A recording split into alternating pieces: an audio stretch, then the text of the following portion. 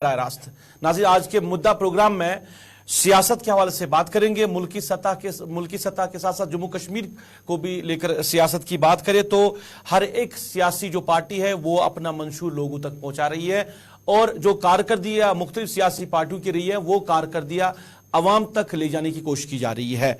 मोदी के 9 साल बेमिसाल, बीजेपी ये मंशूर लेकर अब आगे बढ़ रही है मुल्की सतह पर भी और जम्मू कश्मीर में भी। अब मोदी के 9 साल बेमिसाल को लेकर जो मुख्तलिफ जिला हेडक्वार्टर्स पर प्रोग्राम किए जा रहे हैं बीजेपी की तरफ से, जम्मू कश्मीर बीजेपी यूनिट की तरफ से, और वहां पे 9 सालों की कारकर्दगी जो है वो लोगों तक पहुंचाई जा रही है। और खासकर जम्मू कश्मीर में बीजेपी ने क्या कुछ किया, भारतीय जनता पार्टी ने क्या कुछ किया, आर्टिकल एब्रोगेशन के बाद क्या क्या डेवलपमेंट हुई है, किस किस महाज पे बीजेपी ने काम किया है जिसको वो अपनी कामयाबी मान रहे हैं या उपलब्धियां मान रहे हैं, ये जो सारे मामलात हैं अब ये अवाम तक पहुंचाने का मिशन जो है वो भारतीय जनता पार्टी ने शुरू किया है। हालांकि कांग्रेस ने मोदी के 9 साल पर 9 सवाल खड़े किए हैं पर बीजेपी इसको बेमिसाल मानती है। इसी पे आज हम डिबेट करेंगे मुद्दा प्रोग्राम में, और मेरे साथ जुड़े हैं अभिजीत जसरोटिया जो कि भारतीय जनता पार्टी के स्पोक्सपर्सन है। मेरे साथ मुंतजिर मोहिद्दीन जुड़े हैं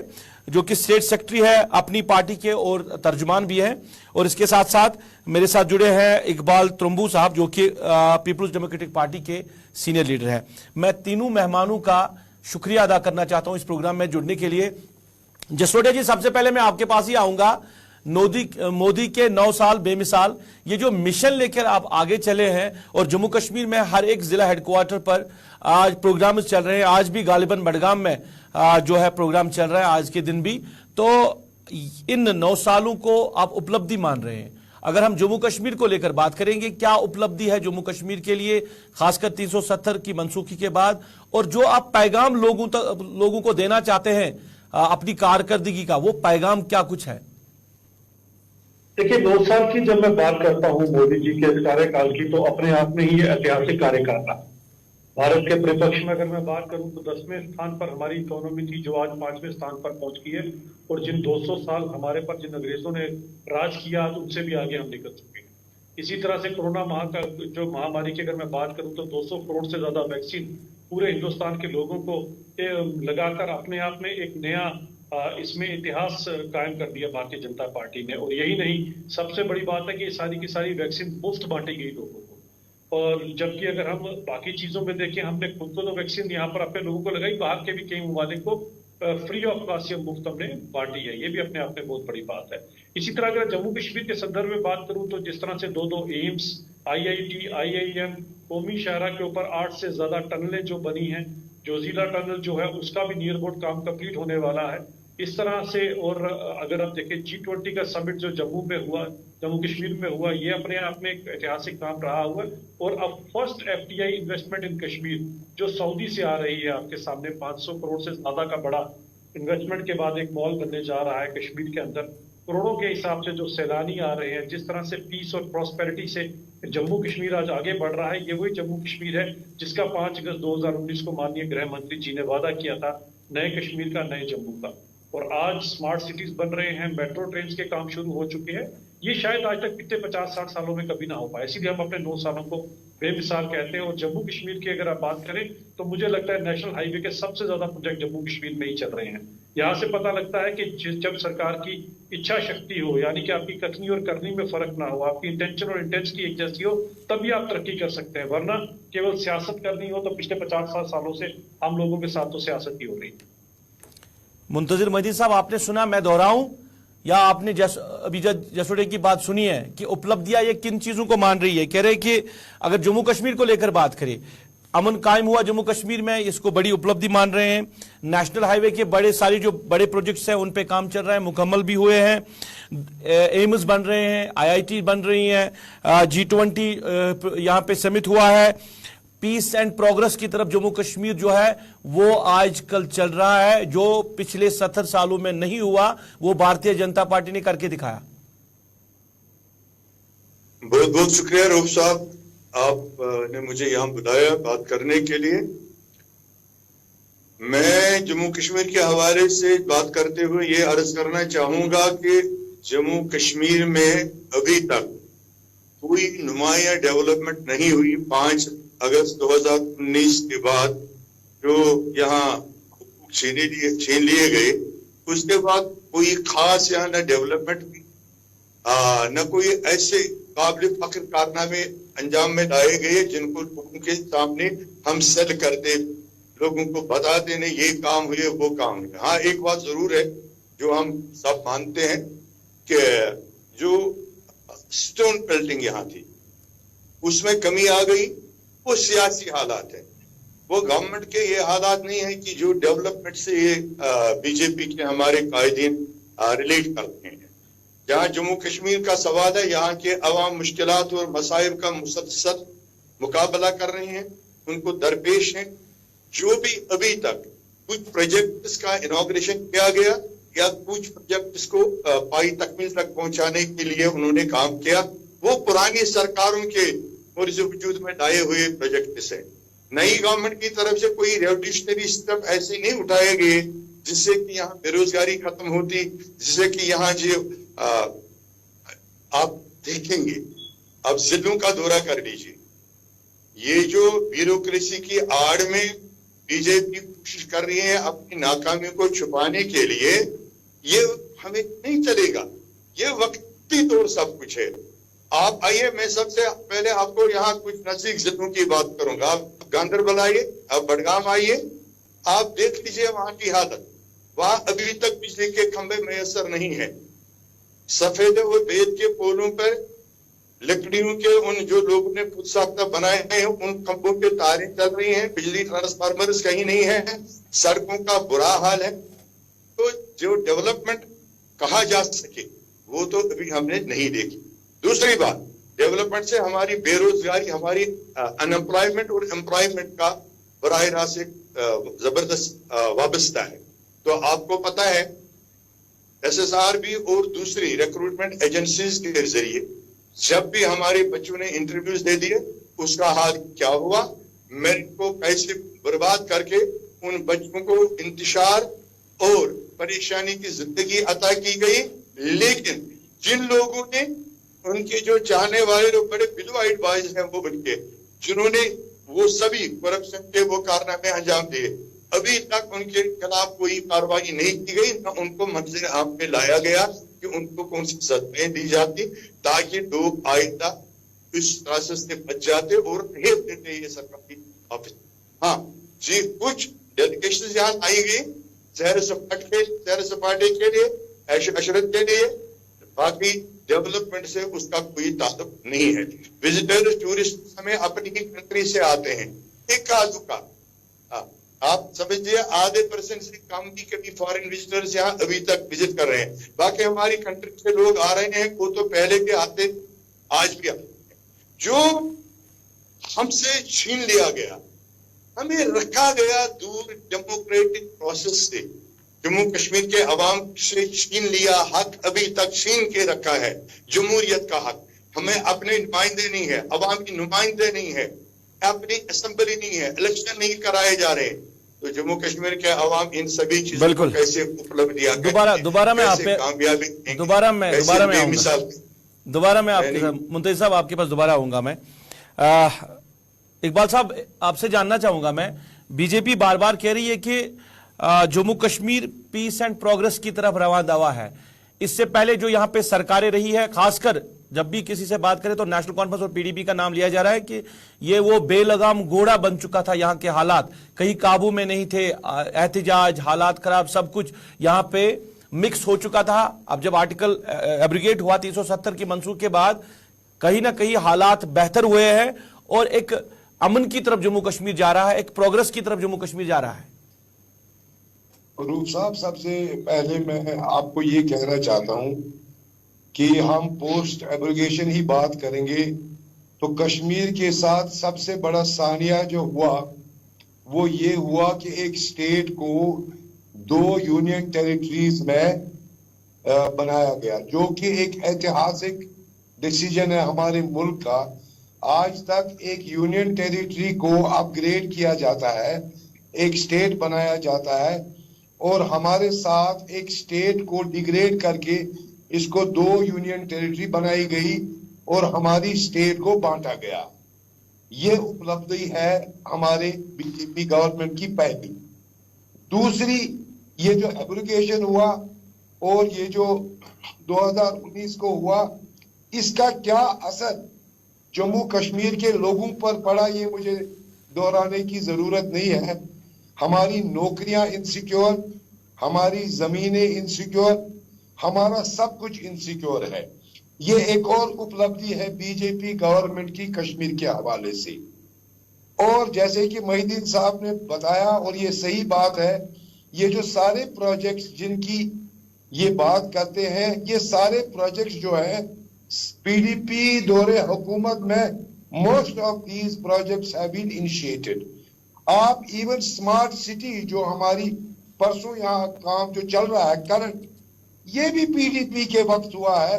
बल्कि एक वाहिद स्टेट है पूरे मुल्क में जहां एक की जगह 2 स्मार्ट सिटीज अप्रूव कराई गई।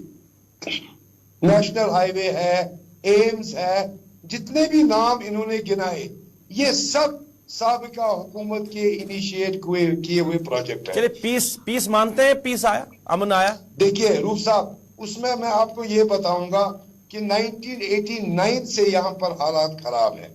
और एक वक्त ऐसा था कि यहाँ पर 6-6, 7-7, 8-8 महीने हालात खराब रहते थे और मिलिटेंट्स की तादाद, एक्टिव मिलिटेंट्स की तादाद 20,000 से ऊपर थी।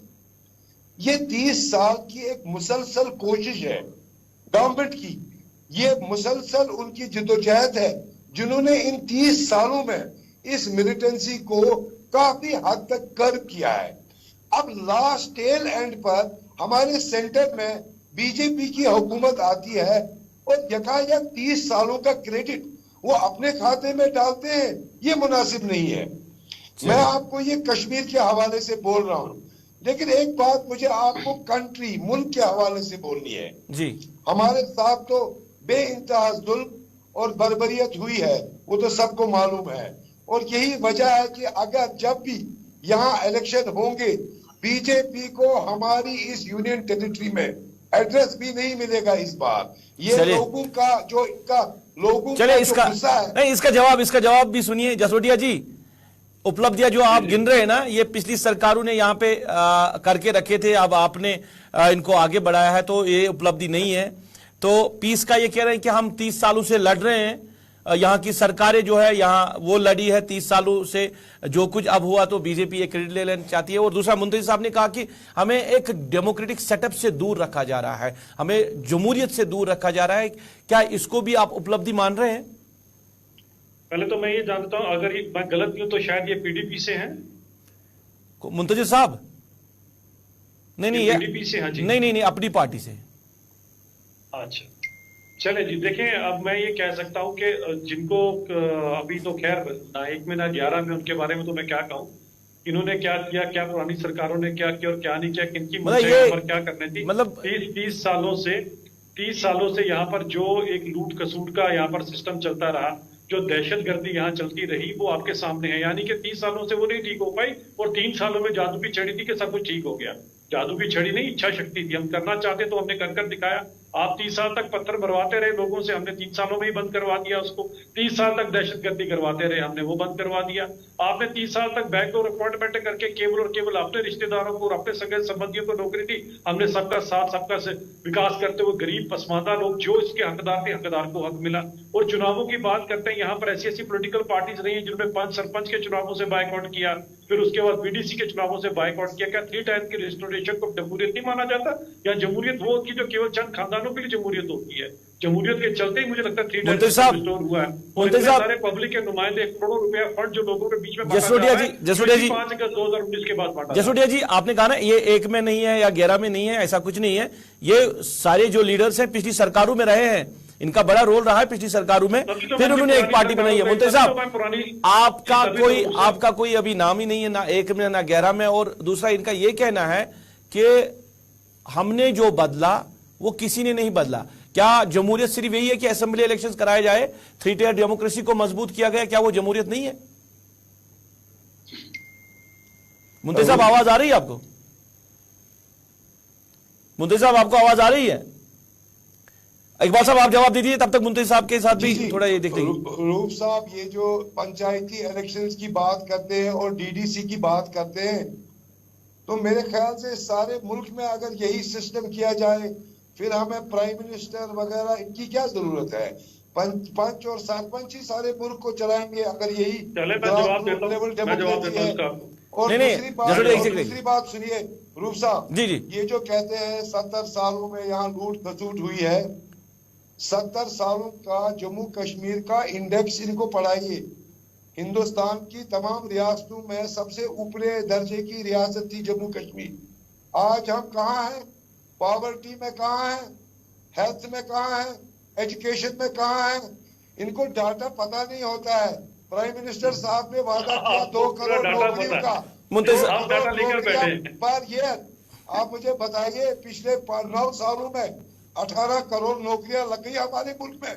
70,000 की अपॉइंटमेंट कल हमने पढ़ा प्राइम मिनिस्टर। जी जी, इकबाल साहब मुंतजी साहब जवाब देना चाहते हैं। मुंतजी साहब जवाब देना चाहते हैं। मुंतजी साहब, आपके लिए कहा गया ये तो ना 1 में है ना 11 में है, इनका अभी वजूद ही कुछ नहीं है, तो ये क्या कहें? एक तो ये, दूसरा कि ये कह रहे हैं कि जैसे बीजेपी कह रही है कि इन्होंने क्या असेंबली इलेक्शन ही खाली जमहूरियत है, 3 टायर डेमोक्रेसी को मजबूत किया गया जम्मू कश्मीर में, क्या वो जमहूरियत नहीं है?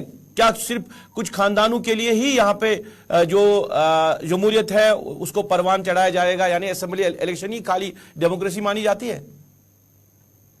शायद इनको हिंदुस्तान के मुकद्दस आईन की अहमियत नहीं है। एक जमहूरी मुल्क है, हम एक डेमोक्रेटिक कंट्री में रहते हैं और आईन में वजह किया गया है कि कब किस रियासत में इलेक्शन अंजाम देने हैं, कितनी मुद्दत के बाद इलेक्शन दिए जाने हैं, और जब जमहूरी सरकारें मुंतखब की जा रही हैं तभी लोगों के मसाइल सही ढंग से एड्रेस किए जा सकते हैं। ये जो अभी ऑनरेबल वजीर आज़म साहब और ऑनरेबल मोहम्मद सियाद मरकजी हुकूमत की तारीफें करते हैं, उपलब्धियों को गिनाते हैं, वो तभी है जब उन्होंने इलेक्शन जीता, वहां इलेक्शन हुए और उनको काम करने का मौका मिला। रहा सवाल हमारा, तो इनको कह दीजिए हमारा वजूद है या नहीं है, वो तो हम आपको इंशाल्लाह इलेक्शन में दिखाएंगे जब आपको सर छुपाने के लिए भी जगह नहीं मिलेगी। ये जम्मू एंड कश्मीर अपनी पार्टी ही है जिसने मुमकिन बनाया मुल्क की मरकजी सरकार के लिए कश्मीर में दोबारा पैर टिकाने के लिए। यहाँ डेमोक्रेटिक सुकून छा गया था, लोगों को जेलों में बंद कर दिया गया था, सियासी कायदीन को, जो यहाँ की बहुत बड़ी पार्टियां हैं जो सियासत में जिन्होंने हमेशा मुल्क से वफा किया है, उनके कायदीन को जब बंद किया गया, जो आज अपनी पार्टी में उन कायदीन को बंद किया गया, तो सईद मोहम्मद अल्ताफ बुखारी साहब की क़यादत में जिस टीम ने सुकूत तोड़ा, जमूद तोड़ा, मुल्क के वजीर आजम और मुल्क के वजीर दाखिला से मिले, कहा कि बातचीत से मसाइल हल करेंगे, तभी आज ये लोग शान से यहाँ घूम रहे हैं, फिर रहे हैं। तो इनका ये कहना कि हमारा कुछ वजूद है या नहीं है, तो ये जगह की बात है।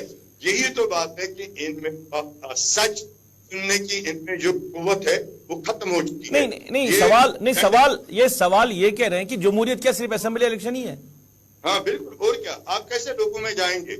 अगर आपने असेंबली मनसूख करके रखी, मुअत्तल करके रखी है, अवाम को अपने नुमाइंदे चुनने का हक नहीं दे रहे हैं, तो that means it is categorically and clearly decision. नहीं, पर सरकार बार बार कह रही नहीं कि पहले जो लोग थे वो इन चीजों से महरूम थे, अब ये जो 3 टियर डेमोक्रेसी को मजबूत किया गया, इसका ये मकसद है कि अब सरकार लोगों के पास जाएगी। पहले लोग आते थे, अब सरकार लोगों के पास जाएगी और डेवलपमेंट होगी, यानी पंचायत, बीडीसी, डीडीसी के इलेक्शन होके।